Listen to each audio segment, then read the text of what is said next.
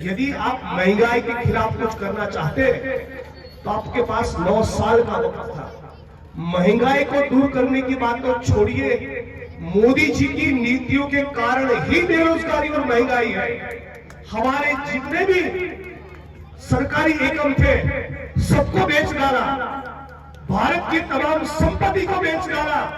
कांग्रेस ने जो जो खड़ा किया वो तमाम बेच डाला और अदानी और अंबानी की जेब में डाल दिया। ये पूंजीपतियों के चापलूस है, ये पूंजीपतियों के तगड़े चाटने वाले दलाल हैं। उनके पास केवल एक ही चीज है, कोमवाद की राजनीति। भाई को भाई से लड़ाओ। मैं नारनू की धरती से नरेंद्र मोदी को चैलेंज करता हूं, आइए यहां पर और हिंदू मुस्लिम, मंदिर मस्जिद और भारत पाकिस्तान ये 6 शब्दों का प्रयोग नहीं करना है और फिर चुनाव जीत के बताइए। चलिए, ये हमारा चैलेंज है।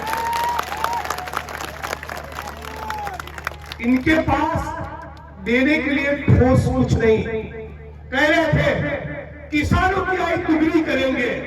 एक किसान बताइए, 135 करोड़ जनता वाले इस मुल्क में से केवल एक किसान बताए जो ये कह दे। भाजपा को वोट करने वाला किसान भी नहीं कह सकता कि उसकी आय दुगनी हुई है। सबको कह रहे थे अच्छे दिन आएंगे, बेरोजगार युवा साथियों को लगा कि रोजगार मिलेगा। मोदी साहब तो हर साल 2 करोड़ को रोजगार देने वाले थे, 9.5 साल हो गए। उनके गणित के मुताबिक कम से कम 20 करोड़ लोगों को रोजगार मिलना चाहिए था।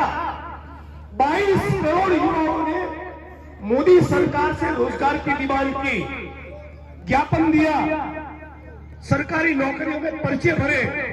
22 करोड़ लोगों के सामने कितने लोगों को मोदी जी ने रोजगार दिया? केवल 7 लाख। कहां 22 करोड़ और कहां 7 लाख? 0.33% लोगों को रोजगार दिया। 1% लोगों को भी रोजगार देने की मोदी साहब की औकात नहीं है। 1% लोगों को भी।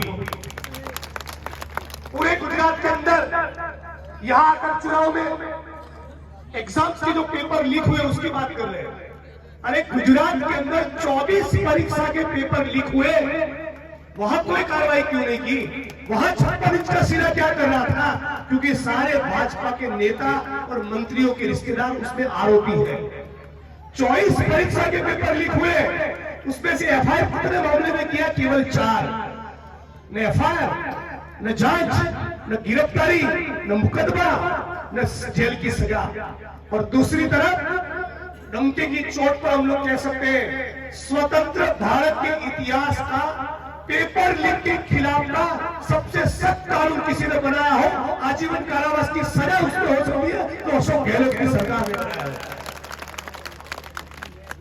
महिलाओं के बारे में बात करते हैं, 2 मुद्दे लेकर निकले हैं। यहां पर पेपर लीक हो रहे, आजीवन कारावास की हमने प्रोविजन की है।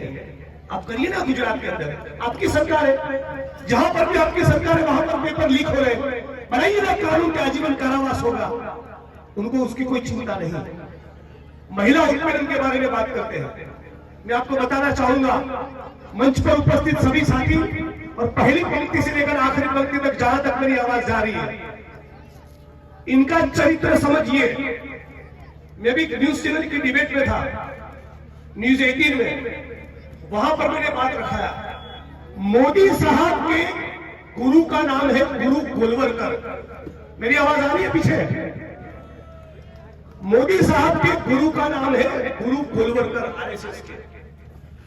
और उन्होंने 1960 में अहमदाबाद की गुजरात यूनिवर्सिटी के समाज विज्ञान विभाग में एक लेक्चर दिया था, भाषण किया।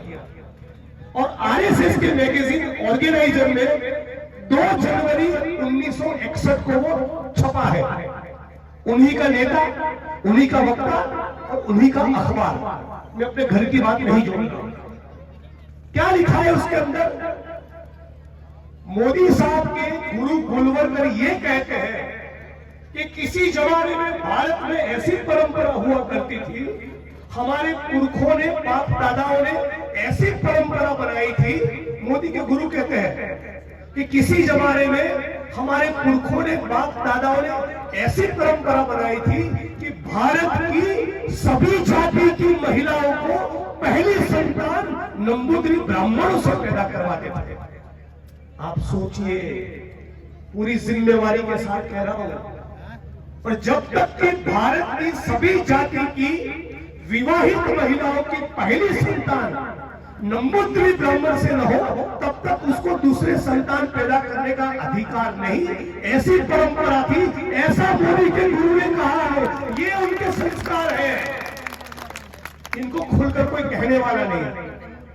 गीता प्रेस गोरखपुर आरएसएस की किताबें छापते हैं, किसी भी रेलवे प्लेटफॉर्म पे जाइए, उसमें किताब मिलेगी गृहस्थ जीवन में कैसे जिए।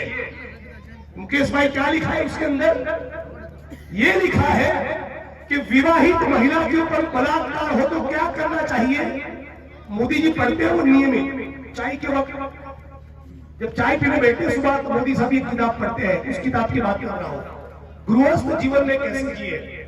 विवाहित महिला के ऊपर बलात्कार हो तो जहां तक संभव हो उसे, और पता चलने पर उसके पति दोनों को चुप रहना चाहिए। आप सोचिए, ये है आरएसएस के संस्कार। तो अब पता चल रहा है कि गुरु के ये संस्कार है तो चेले के कैसे होंगे, इस बात को समझना है। ये महिला उत्पीड़न की बात करते हैं। महीनों तक दिल्ली में कुश्ती करने वाली भारत का सीना, हम लोग सीना तान कर कह सकते हैं कि ऐसी बहनें माताएं हमने पैदा की है। दुनिया में जिस माताओं ने, जिन हमारी बेटियों ने हिंदुस्तान का नाम रोशन किया, उन महिलाओं को कई महीनों तक दिल्ली की सड़कों पर बलात्कार की शिकायत लेकर बैठना पड़ा, बावजूद उसके बलात्कार की शिकायत दर्ज नहीं की। ये मोदी साहब, आरएसएस और भाजपा का महिला प्रेम है। मणिपुर के अंदर, मणिपुर में हिंदुस्तान की, भारत की माताओं को नग्न करके परेड करवाया, उनके ऊपर बलात्कार हुए। मोदी जी देखने तो नहीं गए, उनके लिए सहानुभूति का एक शब्द तक नहीं कहा, यहां तक भी नहीं कहा कि महिलाओं को मैं न्याय दिलाऊंगा। और इससे भी हद, गुजरात के अंदर बिल्किस बानो नाम की बेटी, हम तो जाति और धर्म के चश्मे से हिंदुस्तान को नहीं देखते, ये हमारा कल्चर नहीं है। वो हमारे लिए बिल्किस भी है, बॉबी भी है और बबीता भी है। उस बेटी के ऊपर, उसकी उम्र 19 साल थी, 19 साल की गुजरात की बेटी के ऊपर सामूहिक बलात्कार हुआ। और वो 19 साल की बेटी प्रेग्नेंट थी, उसके पेट में बच्चा था।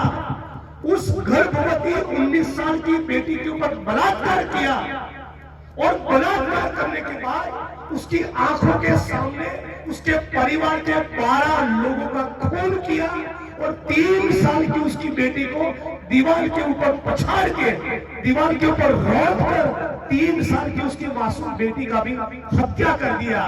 पूरा मामला सुप्रीम कोर्ट में गया। सुप्रीम कोर्ट ऑफ इंडिया ने कहा कि इसको आजीवन कारावास होनी चाहिए, आखिरी सांस में तब तक इन नालायकों को जेल में रखो।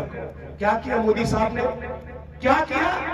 राम का नाम लेने वाले, हिंदू धर्म के नाम पर राजनीति करने वाले भारत के गद्दारों ने इस बिल्किस बानो नाम की गुजरात की बेटी के बलात्कारियों को जेल से छोड़ा, और जेल की रिहाई के वक्त पूरी भाजपा की टीम ढोल नगाड़े, अबीर गुलाल के उसकी स्वागत सम्मान के लिए गई और हाथ में लड्डू खिलाए। आप सोचिए, ये लोग महिलाओं की बात करते हैं, ये उनके संस्कार है।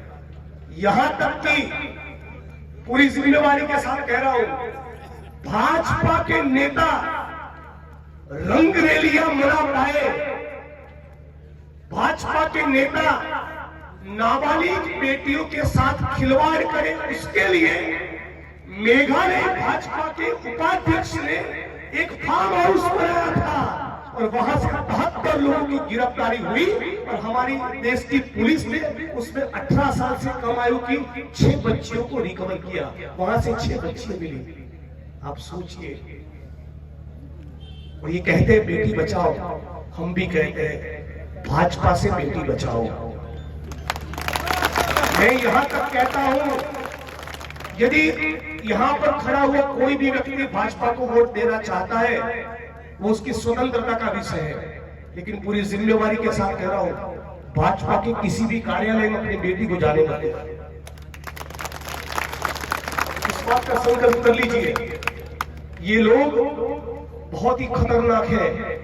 ये चाहते हैं कि शूद्रों का, दलितों का और महिलाओं का 3000 साल पहले जो शोषण होता था, आज भी उसी प्रकार से शोषण किया जाए। ये न हिंदू के हैं न मुसलमान के, ये अपने बाप के भी नहीं है। ये